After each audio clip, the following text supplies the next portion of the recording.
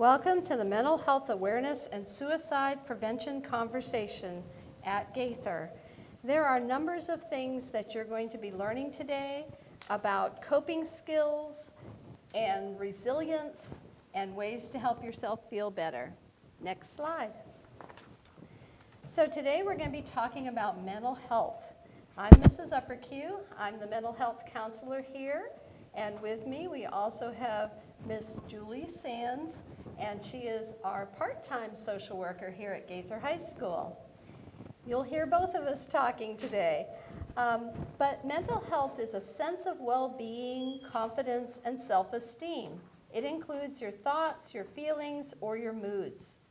Being able to name and talk about the feelings that you're having and progressing through developmental tasks like making friends, graduating from high school, and then completing college or career education, or the joining of the military, or in some way becoming a contributing member of society.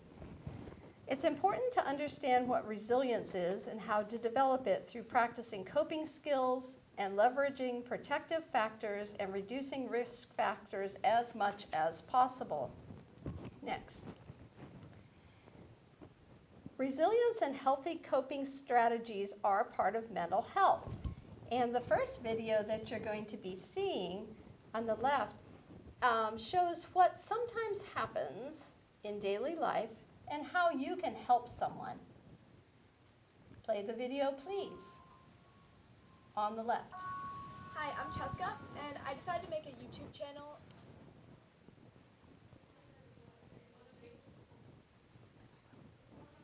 It's okay, just keep going.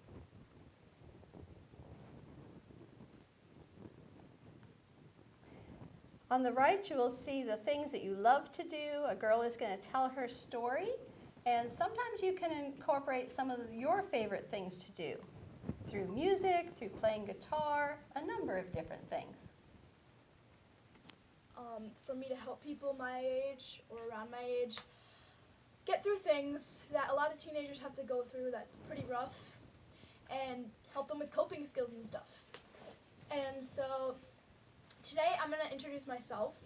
I'm going to give you one of my stories of my experiences and how I overcame that experience, which was obviously going to be a rough experience. So first of all, I'm 14. I'm in 8th grade, but I'm supposed to be in 9th grade, but I'm not. And I have been playing guitar for 6 to 7 years. I love Led Zeppelin, Queen, the Beatles, like all old music, rock music, classic rock. And I love Pierce the Veil, Sleeping with Sirens, and Of Mice and Men. No hate. And I love country music.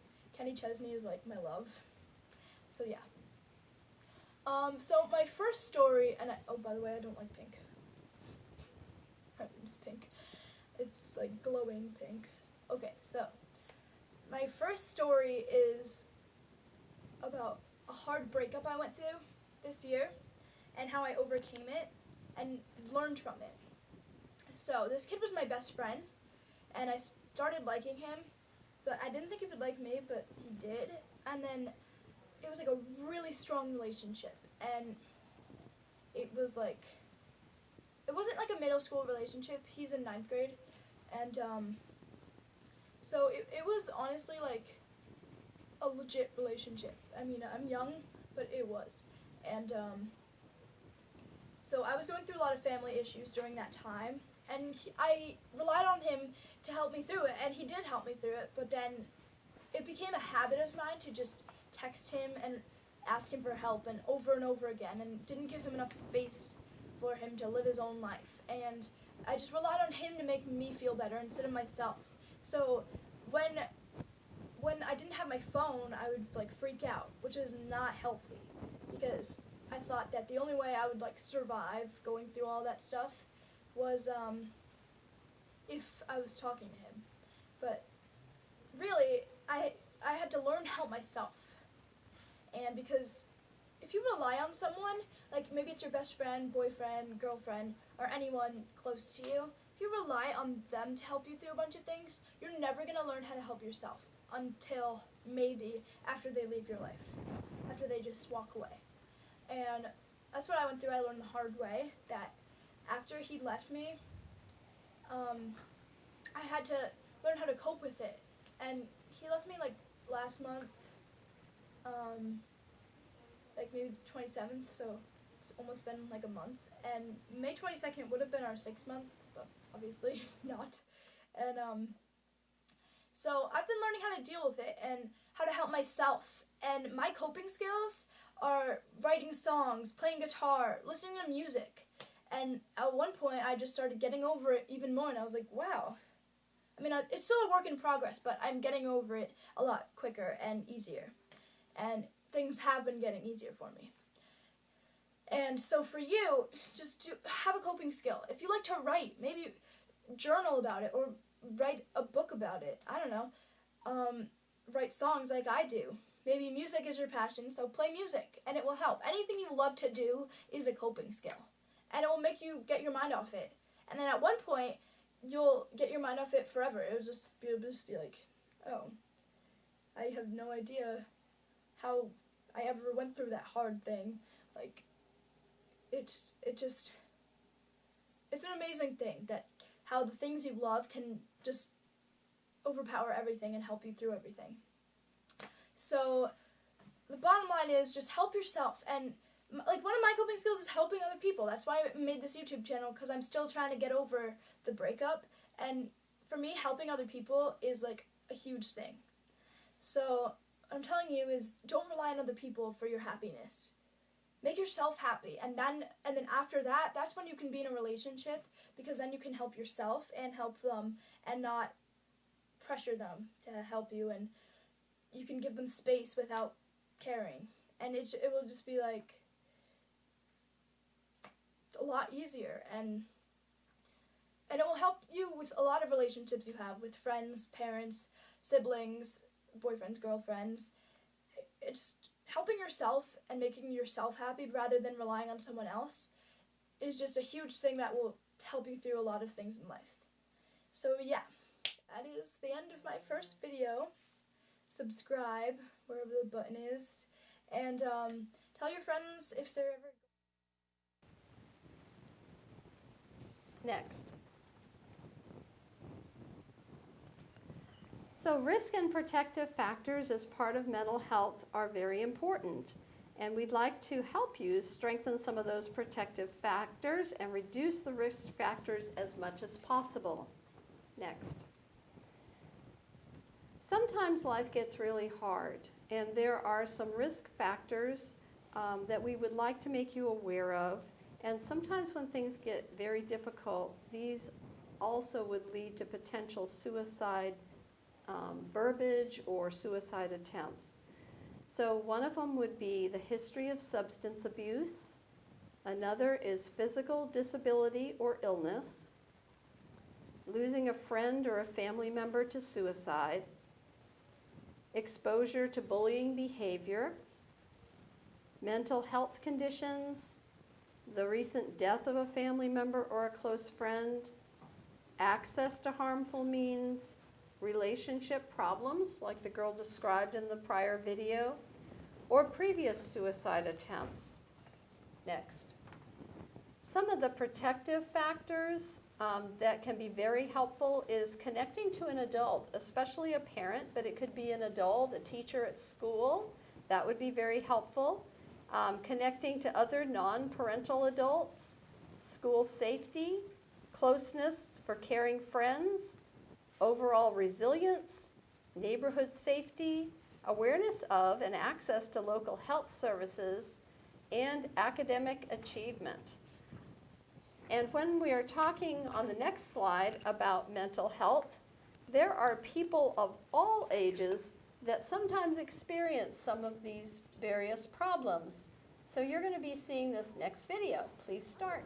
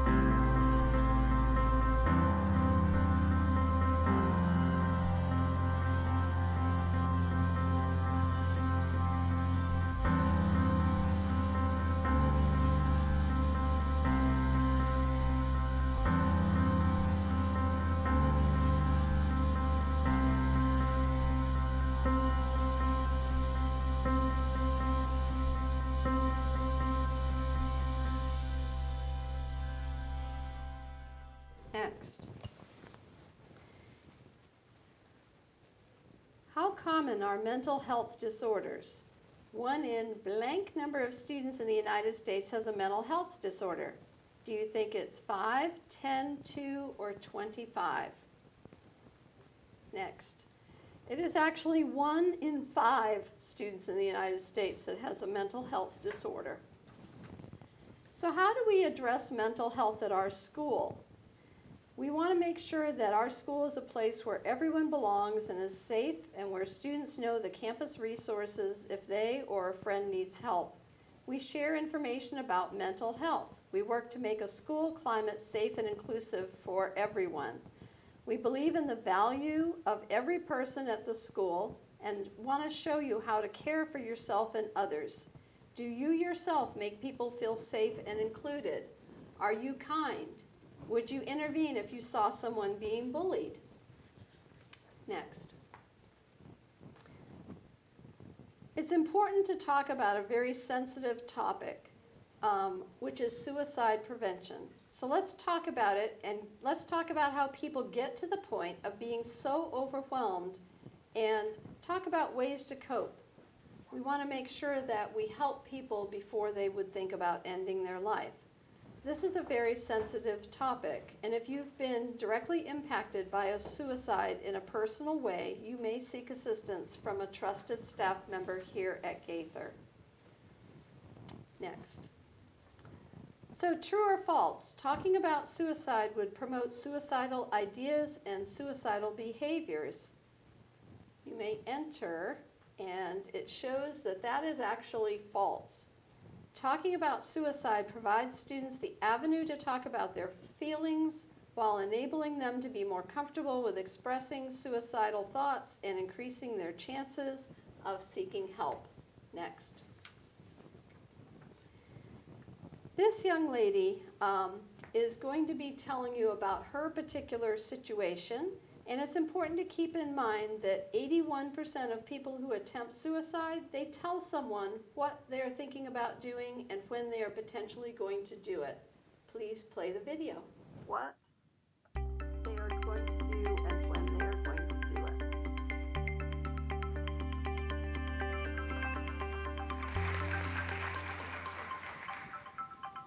Suicide sucks.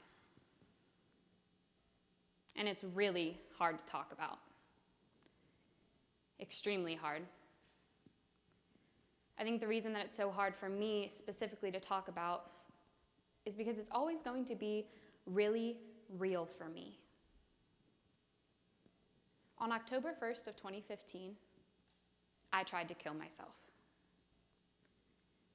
Since then, I still think about it every day, whether that be in the context of being ashamed of it, or maybe walking myself through it again to see how I could help someone who's walking through it right now, or maybe even just wishing I would have died that night. It's always going to be a part of my story. While I was writing this talk, I actually almost lost a good friend to suicide. So yeah, suicide is really real for me in a lot of aspects. And it's so hard to stand up here and to talk about it, because talking about it makes it even more real. And I wish with my whole heart that it didn't have to be so real. I wish that if I just didn't talk about it, it would go away. But as they say, the definition of insanity is doing the same thing over and over again and expecting a different result. So I have to stop thinking it will go away. I have to stop begging for lives to be saved only within the four walls of my mind. I have to stop believing that silence is the answer when 44,000 people are still dying by suicide each year. I have to talk about it. We have to talk about it. So I'll start. I remember watching my anxiety turn into hating myself, into thinking that I didn't deserve to live anymore. I remember what made me want to die. But the boldest memory I have from that night was the thought I had just before I tried to overdose. Why can't I just ask for help? I could hear my parents downstairs and my sister in the room next door, Part of me just kept begging myself to go tell one of them what I was feeling. But that part was too small. The bigger part kept saying, Sadie, this has to be a secret. It kept telling me that I was alone and that no one would understand. It kept saying that I couldn't ask for help because asking for help would make me a burden. And God forbid I'd be a burden. Looking back, I really do wish I would have chosen to ask for help because I know now without a shadow of a doubt that my friends and family would have been there for me. But how was I supposed to know that those dark thoughts that I was having were thoughts I could have spoken out loud? If I had never heard anyone else say, hey, sometimes things get really dark and I want to end my life, how was I supposed to know that if I reached out for help and I said those things, no one would have called me crazy? Now, it's a scary thing to walk up to even your closest friend and say, these thoughts in my head, they won't slow down, and I can't eat, I can't sleep, I can't focus, and I want to die. How can you be sure that they won't freak out and make it worse? Or even more so, how can you be sure that they wouldn't feel so burdened by your hurt that they would turn around and walk away? We don't know because nobody talks about it. In my experience with the multitude of kids I've encountered in not only a psychiatric facility, but also just within my school, suicidal people are terrified to ask for help because the whole idea of suicide has been stigmatized to the point where even those of us who struggle with it seem to believe we are, in fact, crazy. I truly believe that if suicidal people knew it was safe to ask for help, they would. So let's show them that it's safe. The first step is to get educated. These things, they matter. According to the CDC, suicide is the second leading cause of death among young people. I believe that it needs to be common knowledge that suicide is not an issue of race, of gender, of class, of age, of sexual orientation. Suicide is a human issue. And once we grasp that idea, we are far more likely to take steps towards education because we then realize that no one is immune, not us or our families. The next step under the umbrella of education is to use the resources we have available to not only learn the signs of suicide, which is extremely important, but also to understand that we have the power to halt suicide in its tracks. The following statistic breaks my heart, and I hope that it breaks yours too. 81% of people who attempt suicide tell someone what they are going to do and when they are going to do it before they do it. 81% of the time, they tell someone what they're going to do and when they're going to do it. You understand what that means? That means that 81% of the time, we as loved ones, we know what they're feeling. We know what they're thinking. We even know what they're planning. Yet we stay silent. Why? I understand that some of us may fear that the troubled person might feel betrayed if we tell someone, or maybe we fear that getting involved means it wasn't just a joke and it wasn't just a threat. Getting involved means it's real. We don't want it to be real. But I hate to break it to you, but getting involved doesn't make it any more real than it already is. Our fears do not excuse our silence. They don't. So what can we do to make sure that when we're made aware of someone's suicidal ideation, we choose to get them help instead of walking away? Well, I think the next step to do that is to get honest. The scariest thing I ever did was own up to my past and tell my story. In our society, we are so obsessed with image, giving this false idea that we have it all together. But where has that gotten us? The walls that we've built around our hurt have fostered more than 44,000 suicides a year. Not to mention, 25 suicide attempts for every death by suicide. Raw vulnerability is terrifying. but not as terrifying as the thought of losing our loved ones to suicide. When I say get honest, I'm not asking that you talk about suicide if you've never experienced it. I'm not asking that you walk up to every stranger and tell them the darkest parts of your life. I'm just saying, stop wearing a mask. Stop pretending that you're having a good day when you're not. Stop lying. Stop acting like you have it all together when you don't. Show people who are battling suicide that it's okay if they don't have it all together. Show them that, yeah, everybody has their crap they have to deal with. Be transparent in the way that you choose to live your life. I understand if you feel like that honesty is scary, because it is. I've been there, still there. But getting real about the tough stuff is the only way that we're going to be able to help people who feel like they're alone in this. I know it's tough, but step 3, get brave. I went to school with this girl for about 4 years, but up until our senior year, we had never spoken, different social circles. But for Suicide Prevention Week of 2016, I wrote an article about my suicide attempt, and I published it, and she read it online. A few days later, she walked up to me and told me that she read my article, and followed that up with, "I want to die."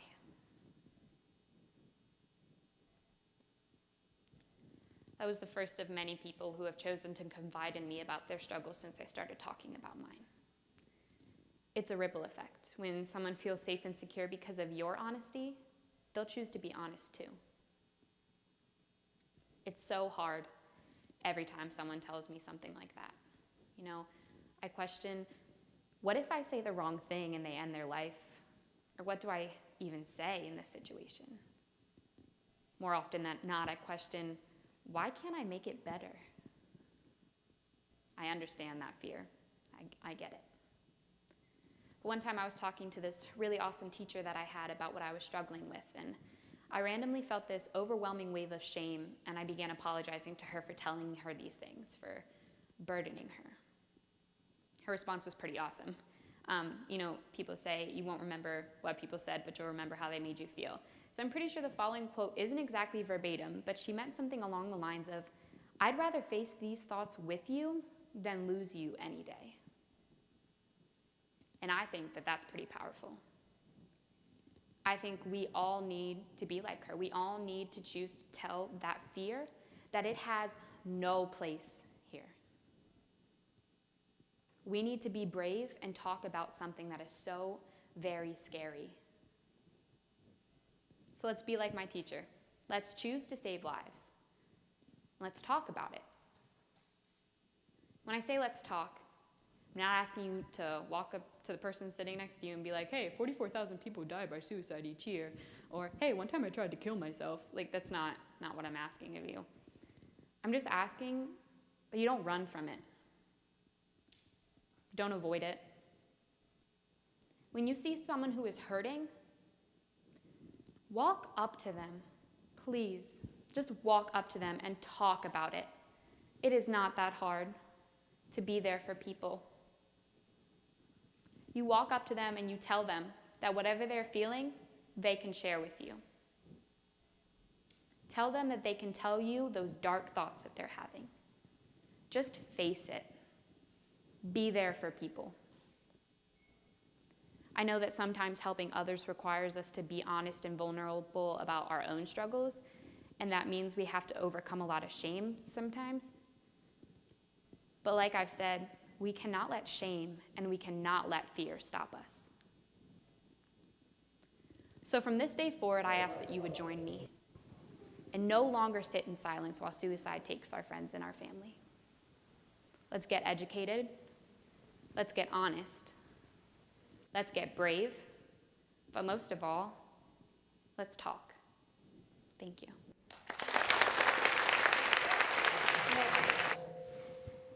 Prevention. There are actions that we can take to reduce the risk of suicide. Next. Who has a role in helping students and promoting positive mental health on campus?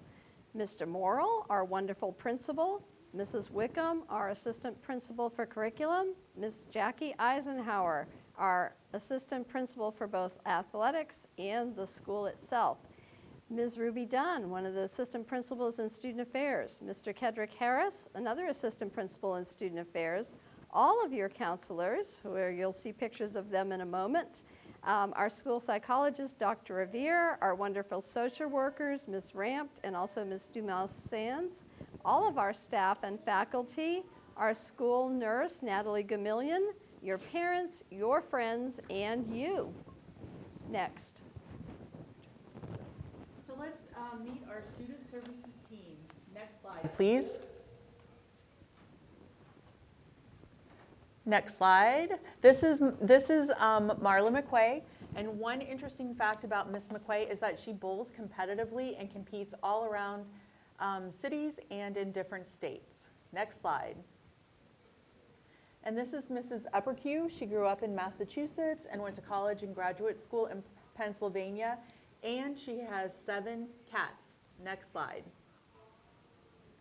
This is Dr. Revere. She's the school psychologist here, and if you ever need to speak to her, please feel free to drop into guidance. Next slide. This is Miss Ramp, and these are her beautiful dogs, Bo and Buddy. How did I forget Buddy? If you know Miss Ramp, you know her dogs are her life. Next slide. This is Miss Branham. Miss Branham has been to Scotland 5 times. Next slide. And this is Miss Montes, and she loves reality TV and looks like she could be on reality TV. Next slide. This is Miss Caban. She has some beautiful sons in her family, and she said one of the most wonderful things, and that is that she's a romantic. Mr. Mazard. Mr. Mazard attended USF and Argosy University. Next slide. This is me, Julie Dumois-Sands, and my dream job, especially on stressful days, is I just want to be a lighthouse keeper and read and be outside. Next slide.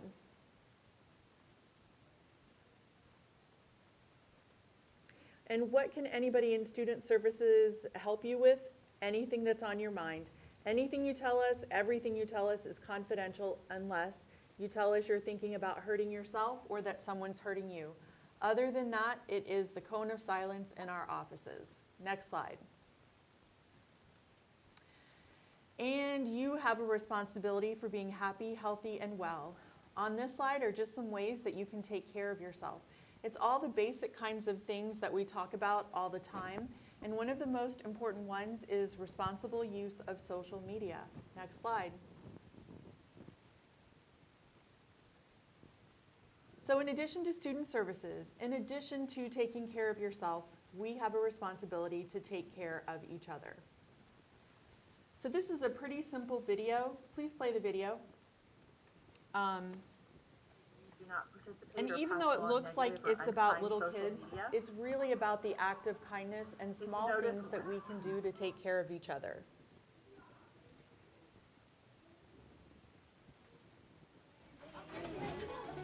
And I know that this is an example from a smaller child, but the idea applies to us all.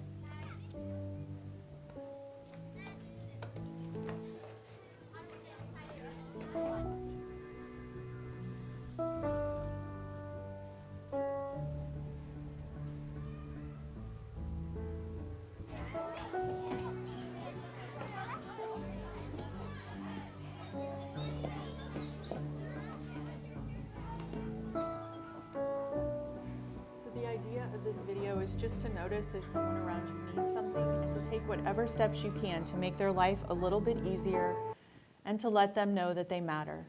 Next slide. If you wouldn't mind starting the music. And sometimes people feel hopeless and feel like... Maybe not. Okay, sorry about that. That was a cool song. And we want you to notice when you should definitely get help from a friend, and we call these warning signs. So anytime you see anything that concerns you, like notes about suicide, texts about suicide, efforts to hurt themselves, If you notice depression, sadness, changes in personality, anything that concerns you, please make sure you tell an adult on campus so that we can get help for your friend. Next slide. So there's this acronym, and it's ACT NOW, and it stands for Acknowledge, Show You Care, and Tell Someone Immediately. And this is a way that you can help take care of your friends if you notice somebody is in trouble. Next slide. So we're going to ask you to take a pledge, and it just has these components in it: acknowledging that someone is in trouble, showing that you care, and contacting someone in student services or a trusted adult on campus who can help. Next slide. So this is actually the pledge that we're asking you to take, and next slide. And the pledge is actually that you agree to ask others for help when you need support, that you agree to give a non-judgmental, friendly ear to anyone who may be in need, to help a friend get the care they need by sharing concerns honestly and quickly with a trusted adult on campus, with a parent, with the school deputy, the school nurse, anybody on campus that you trust. But immediately tell an adult if you're thinking of hurting yourself or if a friend is thinking of hurting themselves. So this is the pledge, and a pledge is, as you know, a sacred promise. And we're asking you to take this pledge or make a sacred promise to keep yourself and to keep others safe. Next slide. So we have brochures, and they're actually online on Canvas. They have phone numbers that you can call if something happens off of school hours, or just in case you want to talk to someone outside of school. So make sure you download that from Canvas. Next slide. And these are the resources that you'll see when you go to Canvas. There's such a simple one, and it's 211. And if you call 211 from any phone, that will get you to the local crisis hotline. Next slide. So if you wouldn't mind, please take out your phone and please take this survey. It's okay for you to start the video. Please take this survey. It's just about what you learned today. And there's just a song that's going to play while you're doing that. And the last thing we'd like you to do is to encourage you to take the Panorama survey and lunch. So I hope that this has helped, and I want you to know that you matter to us, and if you need anything, please make sure that you talk to someone on campus. Thank you very much for your time. Thank you, Mrs. Papakota. You allowed us to live resilience, which is fall down 7 times, get up 8, but thank you for at the very last minute helping us get this done. And we are finished.